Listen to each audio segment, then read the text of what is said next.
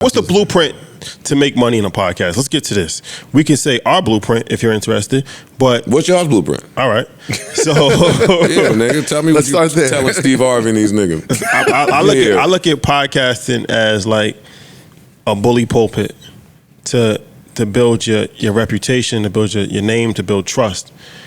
So the easy ways to make money, of course, is on the audio side, Apple, Spotify, from audio ads, and then YouTube, you get paid from AdSense. That's it's kind of like low hanging fruit. Yeah. But then from there, for us, the live event space has become pretty big for us. No, that's y'all's bag right there. Well, yeah. Yeah, shout out to you for mentioning InvestFest 14 times. We gotta appreciate that. Come on. We appreciate that. The live event space has been very good for us.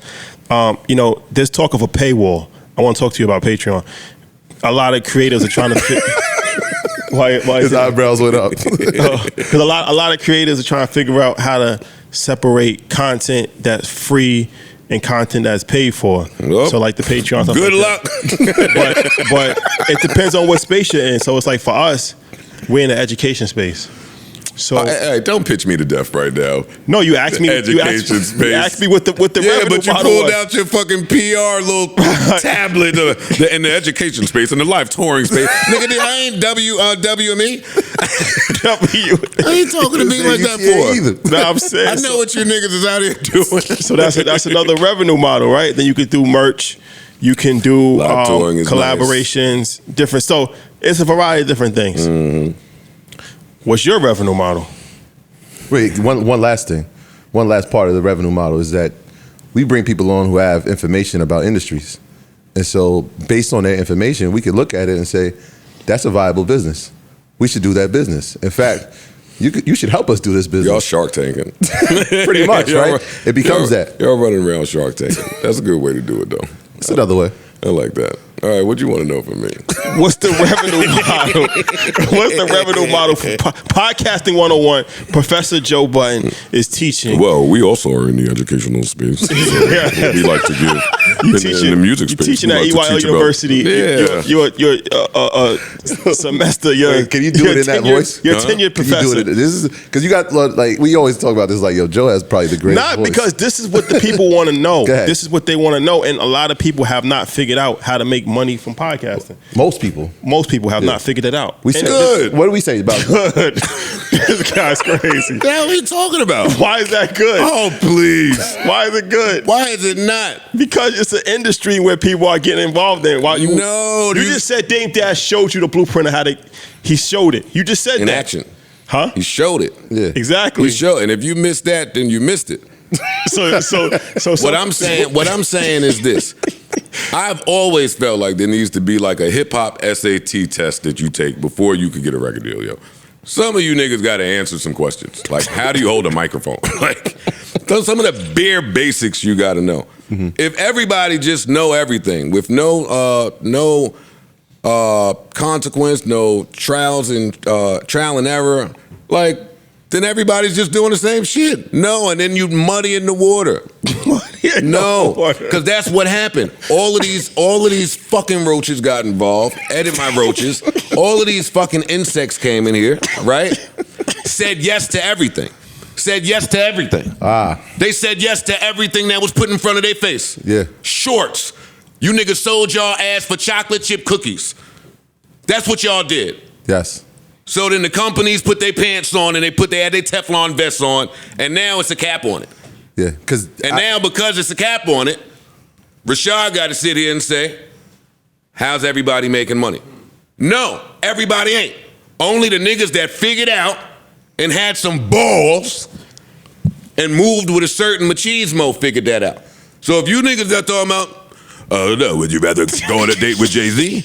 Or take $500,000. Take $500. Which one is more important to you? No, I'm not sharing nothing with him. Get the fuck out the studio. Get out the studio. Right now. I'm making a song. I'm making art. Yeah. You microwave manufacturers have come here, and now I got to have tough conversations with the companies. Because they feel like, oh, we got to die in here. You know the fuck you don't. You got that. We gave 20 people that deal, so why are we giving you this? You got that. Yeah. But let's talk about that then, because... And if there was some unity involved, then you might be able to come to the Well, with the gunfight. unity, might be able to come to the gunfight with That's something. exactly where I wanted to go with you, because like what you're saying is absolutely correct. Like we talk to people in the space, and you know, a lot of times people don't share their deals, but some people have with us. They looking at us like, oh, you guys are the finance guys. What do you think of this deal? And we're looking at it like, that's what you really took? Like, did you know the business behind this? And I feel like nobody shares the information, which leads to people taking the bad deals, which now when it's time for some of the people who have really figured it out, what you're talking about, that cap, yeah, that $20 million or $30 million offer that could have been there, when 100 shows take the 125,000, it brings the value down of the space. You're right in what you're saying. This is how I know another side exists. Because I have looked too many of these people, ladies and gentlemen, in the face, in the eyes, and said, that's a mess. That's a mess. Deals that I had no horse in the race. I'm telling you this because that is a mess. Take it to your trusted people and do something different. And they take it every time. They sign it anyway. They take it every time. Because I had spoke Every to, time I had spoke to Matt Barnes about this, and I'm like, there needs to be some level of a summit coalition amongst podcasters, not every podcaster, but you know, top podcasters in the space. For sure. To understand, okay, what are they offering you? What is this? Because it's like there's not a level of shared information. Like Troy said, it's like the NBA, right? You know, Steph Curry signed for $30 million a year. So now if you're LeBron, you can kind of base it off of makes sense. This doesn't make sense, right? Mm-hmm. But nobody knows anything. And a lot of these guys are my friends. And I ask them questions and they don't fully give me an answer. Either they just don't want to tell me or they don't actually know themselves. They're not fully educated enough themselves to actually articulate it. Either way, it's not beneficial to the space. I agree. And it's like now you just got a bunch of people just like in the wilderness, not knowing how much they should charge for an ad, not knowing what industry, there's no industry standard because we don't know what the industry is doing. Like, you know what I'm saying? So do you think that could be beneficial as far as? No, that 100% would be beneficial. But I mean, you're right. I learned that most people ain't coming back to share the information. The people that's up, they just give it. They just willingly give the information. But when it's that fight to get there, niggas ain't sharing shit. There's a lot of ego and pride involved. I ran around for 3 years saying, hey, I think my deal's up when your deal's up. I think your deal's up when your deal's up. I think we should all talk just so we're aware. It's 3 different guys. I did that. I ended up beefing with all the niggas I did it with. I ended up beefing with every single person that I did that with. Same exact thing, but we haven't beefed with them, but they're looking at us like, wow, you guys are sharing all this information. Like, wait, I'm glad I know this now. I'm like, did you sign this yet? Like, we're about to renegotiate, but again, we just don't know, right? Like, I can't help if I don't know. And then when, like you said, when we go to the negotiating table, the company knows because they're looking at the deals like, okay, well, if we give them this, then everybody else is worth this. And there's only a few. Like, how many profitable shows you think there are in the space? And which space? 5? 5 or less. 5 or less. 5? That's less. That's crazy. That's less. When you say profitable, what do you mean? They make money off the show. What kind of money? Like $1 or $1 million? Like that's a relative. Million. Let's say. Yeah, because there's a bunch of them in the red out there. Let's put $1 million as the threshold. Annually. Yeah. Net. Yes. You think? Show me 5. Show you 5.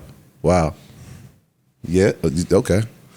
I mean, when you say in the space, I'm excluding the television shows that have made themselves podcasts. Yeah, not and like the news shows that have made themselves podcasts. No, the true traditional shows. It's not a lie. No. Wow. I don't know if I'd say 5, but I don't know that I can get to 10. Well, this is why, like, I have no problem sharing a blueprint. It's like, here, lay it out for you, because the odds are already stacked against you anyway, right? So if there's some level of help that can be provided. But look at this, right? Some of these people start their pod, they see the Google AdSense thing, and they're thrilled. So they just look to double and triple down in that. And they focus so much on that they're content. It's more money than we ever made. Even the ads. Hey, I'm getting $1,000 ad. Let's say $1,500. Doing 2 of these a pod. I'm just gonna take my calculator and oh shit, I can make 10 grand a week or whatever if I'm not doing it. But some people are happy in that. Some people always look to the future and just want it differently and want more. Right? So I can't speak to that person that is only doing it this way. I mean, you named a bunch of them, right? Is what? Let's go through them. It's merchandising. There's live touring. The paywall. There's live touring / speaking engagements. Those could be 2 different things. That's a fact. There's advertisements / integrations. Yep. Right? There's paywall / there's pay-per-view somewhere. What else is there? Yeah, all of them is there now. All of them is doing that. So you should be set up on all of these places because they all pay out now to fucking TikTok, Snapchat, Instagram, Facebook, all of that shit. See, so now there's a bunch of people that's going to hear those things, and there's some more I'm leaving out. But there's a bunch of people that's going to hear those things and now say, how do I fill those buckets? The same way I did when my accountant said, hey, you need 7, 8 streams of whatever to be a millionaire. I was like, oh shit, I'll get there. I got one, nigga. A bunch of people going to try to fill those buckets. It's somebody else's job to go create more. Yeah. I.e., Combat Jack, Joe Budden, y'all. Somebody has to go add more buckets. That's a fact. So that's really the answer to this. The traditional ways to get paid is all right there. Everybody's value is going to be different because everybody's numbers are different. We all do different things. But who's going to add to the pot instead of just getting robbed or fucked in the ass?